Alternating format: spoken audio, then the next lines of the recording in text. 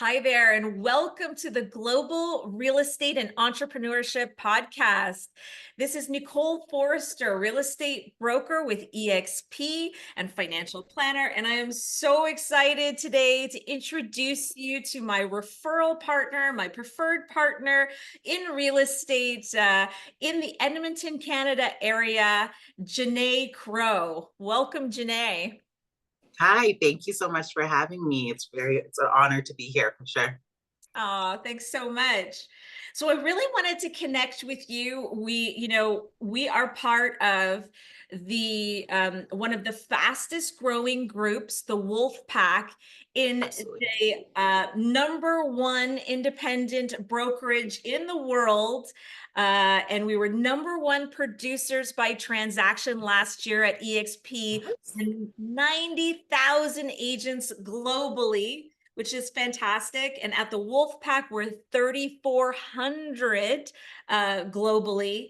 Wow. So yeah, we're both so blessed to be part of this amazing technology forward company. And I'm just so grateful to have you as my referral partner.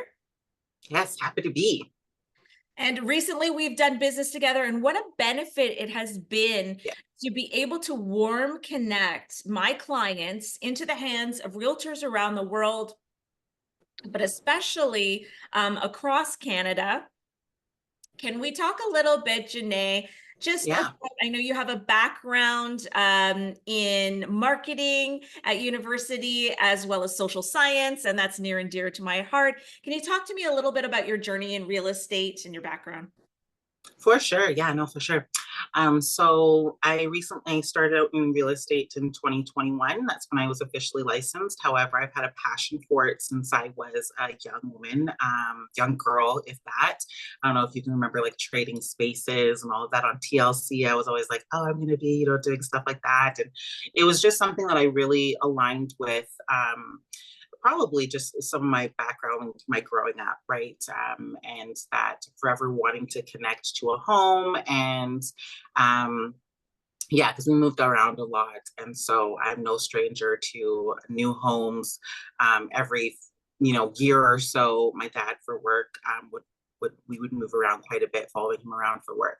So yeah, no. And then when I was about 19, I was like, you know what? I'm going to go into real estate. And of course, my guidance at the time was like, you're a young mom. And I had a toddler at the time. And so they were like, no, why don't you stick to the traditional route? And so I did. And it was more stable at the time, perceived to be a little bit more stable. And I was in BC at the time. So could you imagine if I was already licensed at 19, and I would have been a veteran by the time that real estate market took off and making millions, right? So no. And so I went into university and I did marketing, my marketing background at Kwantlen Polytechnic. And then I also, after that, transferred into SFU to do social sciences, and then another institution, NVIT. Um, and so, yeah, I did that I've been in government for about over a decade, and in the social, like in child welfare system. So, children's services, I've been working there for over a decade. And in 2021, I just decided that it's time to say yes to myself and to really follow. I had that for years and years. I just had that calling inside of me that was like, you're not following your dreams. You're not in your purpose. And so helping people was definitely a space that I found joy. And but also in the child welfare system, it's quite traumatic. So like enough was enough. And as a mom, it was tough to see clients going through so much. And I felt, you know what, now's the time. So I decided to get licensed. And at the time I was, right. I had my now 5-year-old, and then my oldest, who's now 19. And then right when I got licensed, I found out I was pregnant with my third. So, and then that came with some challenges.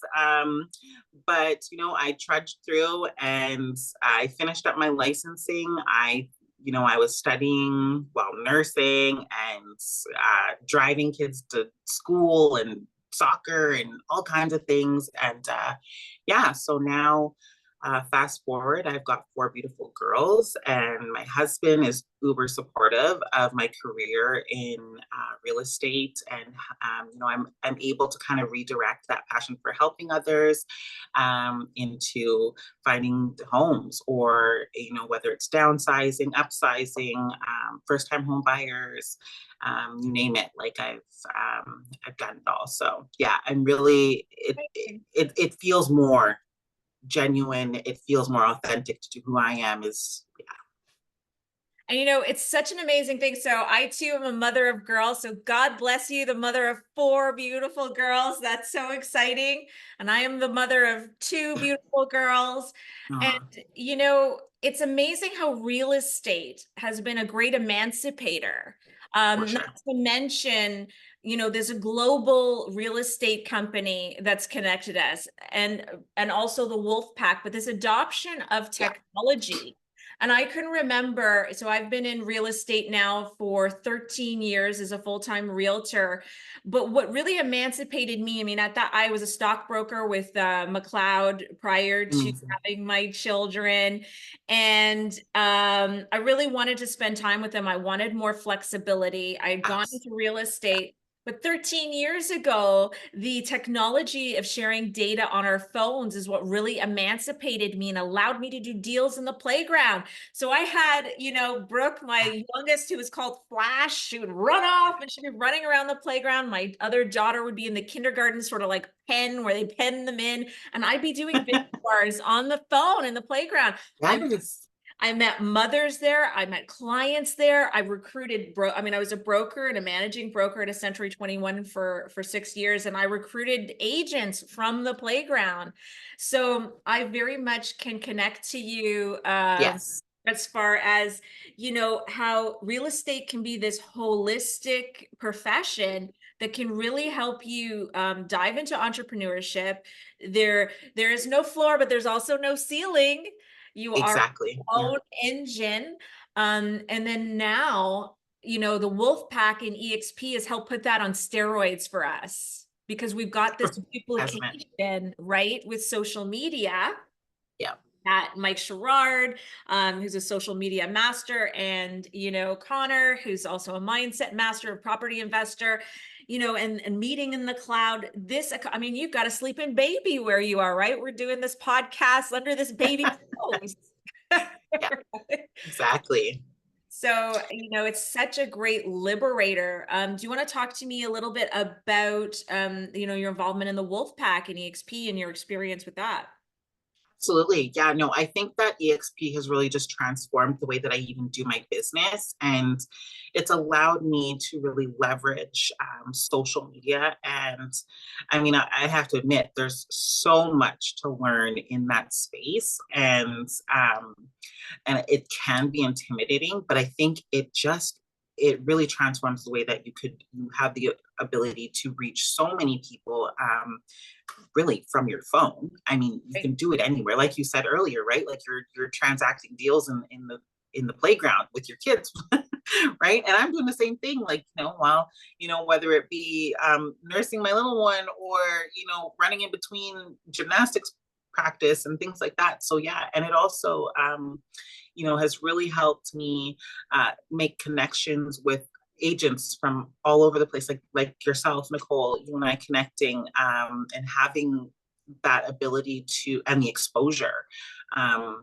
within EXP, and then within the Wolfpack specifically with the social media, and artificial intelligence, right? Like that, the AI too has been something that has really that I've been delving into recently, and just like mind blown, like the Yeah. things that we're able to do with our business, right down to productivity, and and then of course, like I focus primarily on production, and have yet to kind of step into the agent attraction space. But yeah, it's allowed me to leverage the way I don't think that I would have been able to leverage at any other brokerage. And that was one of the main reasons why I chose EXP, is because I was pregnant at the time of being licensed, with my third baby. And the idea of paying like really high brokerage fees and desk fees, while on maternity leave or potentially going into maternity leave pretty soon, was something that I wasn't really looking for. And also just having some collaboration where it felt less competitive, because I'm not a competitive person by any means. Um, but having that ability to collaborate with some like-minded people, as well as like some top tier individuals that have really just who are a well-oiled machine, and they're just going, and it's just getting bigger and bigger and bigger. So yeah, no, it's definitely been an incredible experience within the Wolfpack. I've definitely utilized a lot of the training that we get free access to as agents within this organization. It's been life-changing, to be honest with you. It really has been.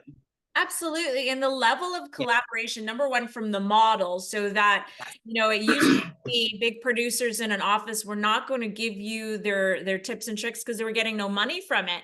Exactly.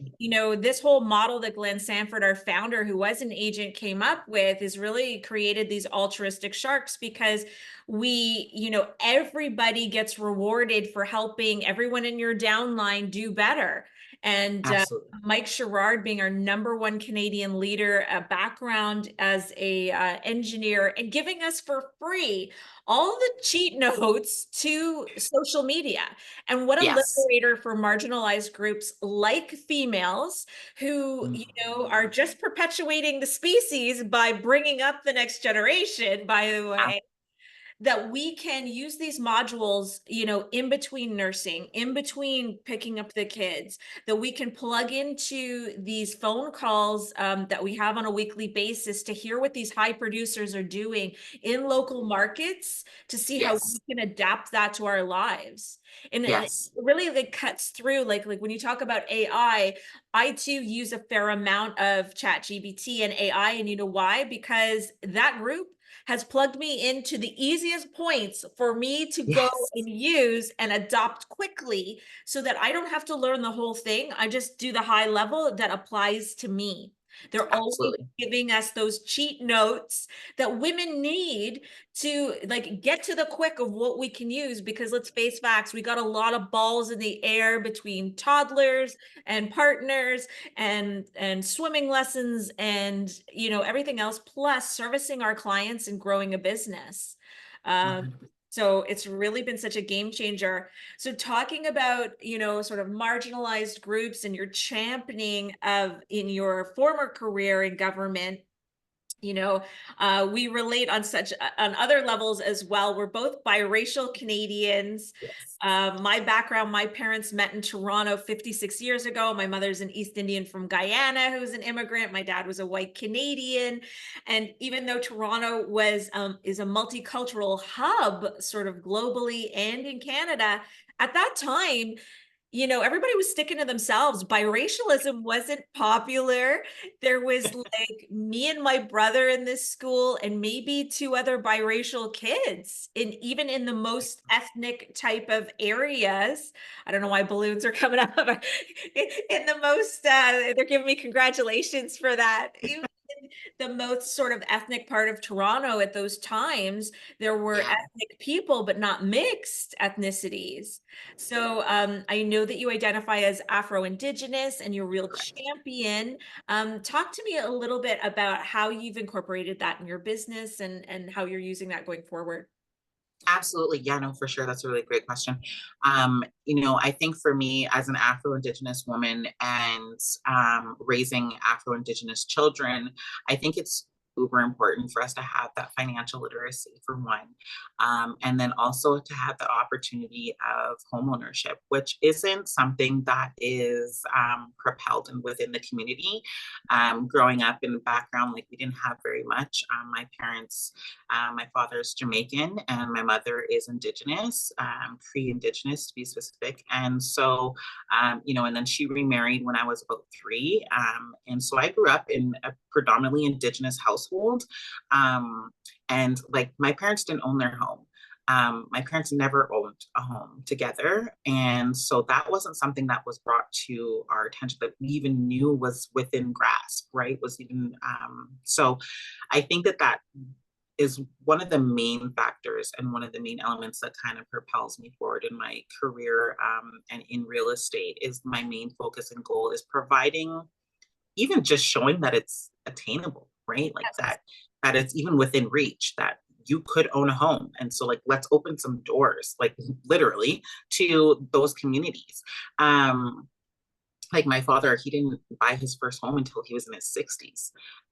And so that's the first time I've seen home ownership. So it was really important for me to, and is important to me, and as I grow, to really be that beacon for home ownership within those communities, not even just within the Indigenous communities and the Afro-Indigenous communities, but also for women, right? Because we're not, like historically, we're not the breadwinners, right? And even within real estate, being in within real estate and earning an income and that kind of thing, that has really positioned me in my household in a way that I didn't necessarily see growing up. So I really do. I champion the financial literacy piece, and the home ownership is really important to me for Indigenous and Afro-Indigenous women, and people that just didn't think that it was possible for those communities to own homes. That's like, yeah, it's well within the reach, and it's a lot easier actually than we think it is. So. Yeah. And what an Yeah, I don't amazing know if that answers. thing that we're Yeah. at this point in time, because, I look back at things like, I think it was like 1973, women weren't allowed to have their own credit card by themselves. Like, that's not that long ago. It's not that For long women ago. to have their own credit and, Yeah. be able to Yeah. hold, let alone hold their own mortgages. And Right. We had to have our husbands, right? Like they had to sign everything for us. and look at how marginalizing that is. Mm-hmm. It's Yeah, not exactly. recognizing the contribution that we have as individuals and partners and, as independent financial earners. Absolutely. So I come from that background as well, where I'm looking to, as a former stockbroker and financial planner, I try very hard to educate and let people know that it's like, it's possible. Like you said, letting people know that this is possible for them. Yeah. And, me recognizing, I worked at one point in a very wealthy area in Toronto, and I managed a book of about 40 million for the bank at that time. And I got to see where the wealth of this, Yes. great city and country is. And it's all based in real estate. So Mm-hmm. even with my investment background, as I analyze this book of business of the bank's best clients in one of the biggest banks in Toronto, I realized that real estate is the Is is the bulk of people's wealth, yeah, where these generations of wealth came from. exactly. Owning multiple units, they were owning apartment buildings, they were passing it on to other generations. So it is imperative that that home ownership becomes the first piece in showing people wealth and Absolutely. creating wealth, Yeah. and saying like, hey, this is available to you as a woman and as a person of color. Yes. As at this point in time, the bank doesn't care. So they care about your financial That's true. fitness, your credits, your Yeah. ability to produce money. But for the first time in the history of the world, we have an even playing field, as even as it's Absolutely. ever been. Absolutely. Uh, Exactly. And I just want to be the vehicle to provide the tools, right? Like I want to be able to provide my clients with the tools. And then also by way of whether it be mentorship or just, seeing a woman of color like myself in this space, occupying space here, just shows others behind me, shows my daughters that, hey, this is a possibility. And not only is it a possibility, but it's a very, very, like, it's realistic. It's not something like, oh, you're dreaming too big. Like I was told when I was, 19 years old as a single mother, oh, that's too big of a dream. That's not something that you should go towards. And it's like, why not? Absolutely go towards that, because I'm now setting a foundation for my girls that is generational. And that's something that my grandkids, hopefully not anytime soon, but right, like my grandchildren, my great grandchildren, and then providing that financial piece and that understanding, and that really solid underfooting for them to move forward in their lives. So no, I'm really excited to be here. I'm really excited to be learning. Every day I'm learning so much, as being within real estate and the wealth, the wrecking, like that wasn't even fathomable to me when I was younger. But just being in this space has really opened my eyes, and that we are in an even playing field now. You're right. The bank doesn't care where it comes from, as long as you've got the money and you're fit to be there and to pay your bills, and you're good to go. So no, it's interesting to I'm really me. excited. I had a formal education. I was trained on Bay Street. I was one of the only women chosen across Canada to go down to the investment executive by Scotia Bank and be trained with the men as a stockbroker on, you know, so I went through that formal training, but it's been interesting for me to overlay that with what Connor Steinberg talks about, with his Mm, wealth building and the wealth quadrant. And he's a big property investor. His background is more property investment, and yeah. wealth building through property investment. And, he very much talks about the wealth quadrant, which is based in duplication, equity ownership, multiple streams of income, and residual income. And these four quadrants are represented at EXP. And, in all of my financial investment training, nobody ever talked about that. So I find it so interesting that I could be trained by some of the best financial institutions in Canada as an investment executive. I even held my LLQP, which was my insurance, for insurance investment products. Like, so I was highly licensed as an investment person, and nobody, number one, they never even considered real estate an asset class when they Ah, were thinking about modern asset allocation. You had mhm. fixed income, equity, and cash. Where's real estate? Where's real estate? Yeah. And what I realized, it was like my side education, and analyzing the book of business I had at Scotiabank. And then now as an entrepreneur, um, and then here at EXP and working with Connor and actually looking at the formula of wealth accumulation, building legacy, building wealth as an entrepreneur, that I'm like realizing there's a gap in knowledge. Huge. And I'm so, and knowledge is key, because if you just, like you said, what could you have done if you had done this at 19? Well, I'm saying to myself, why, as a trained investment person, why wasn't I told this about building Yeah. wealth for my clients and Yes. myself? I feel like this is Yeah. like backdoor knowledge I just got, that I was like, hey, this makes the most Right. sense in the world. Uh, Absolutely. so, it's a super exciting time to be part of the Wolfpack. It's a super exciting Mhm. time to be part of this global organization.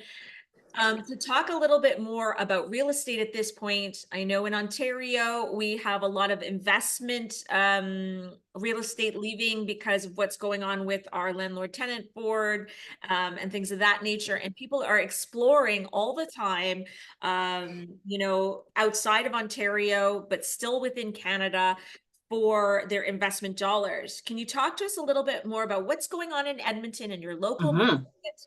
And sort of for investors, what's their best value buy, over the fall and into 2025? Absolutely, absolutely.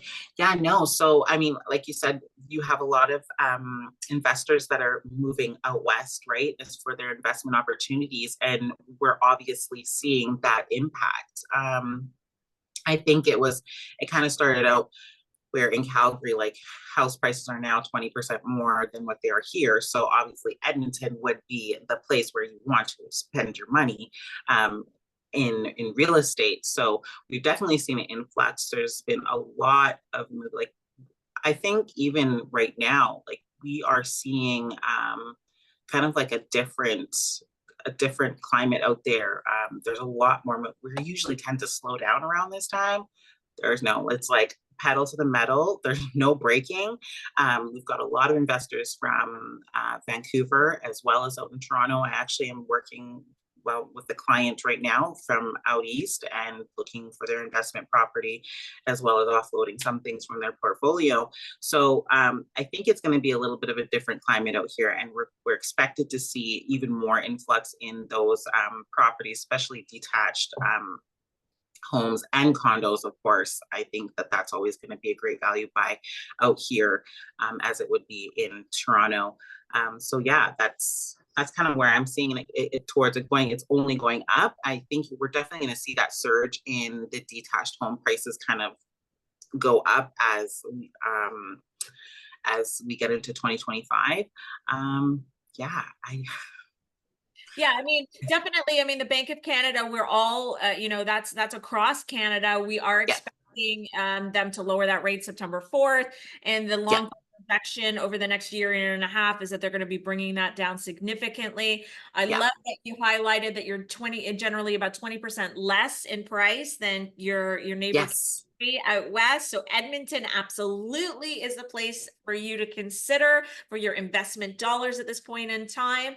And lots of people are even looking for a lifestyle switch. So Janay for is sure. your expert and my preferred partner there. Janay, when Absolutely. people reach out to you? Absolutely. Yeah. You can reach out to me at Janay Crowe. That's my handle on Instagram as well as Facebook. LinkedIn, I'm also on there under the same. And yeah, I'm working on a YouTube channel. I was telling Nicole earlier, we were talking about that. So I'm definitely looking to kind of get rid of the intimidation there and just jump in, right? And no looking back. So yeah, we're definitely hoping to ramp a YouTube channel up here by the end of the year. So I'll have more on that later. But yeah, definitely just Instagram, Facebook, Messenger. You can call me, text me, email, all of it. Fantastic. Well, I'll make sure that I have all of your information and any of the releases that we do from this podcast so that you know For sure. exactly where to reach Janay Crowe, but you can also reach out to me for a connection to her. Thank you so much for spending time with us today, Janay. You're an absolute Thank treasure, you. and I'm so grateful for you. Thank you so much for having me. It's been an absolute honor, and I look forward to doing more business and also making more connections with you and others. Fantastic. Talk soon. Thank you. Okay, thank you.